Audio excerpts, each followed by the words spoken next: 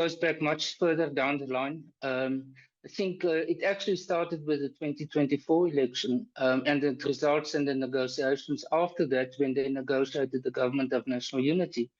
If one looks at the interviews and the discussions that were done with him afterwards, there's some people are arguing that he was in a sense a bit of a passive leader, and it was to a large extent dominated by someone like Alan Zeller in those negotiations. So there's questions to what extent he is a proactive and a very assertive leader. Is more someone who's going along with the main, I would say, dominant views in the DA and very much that of Alan Ziller.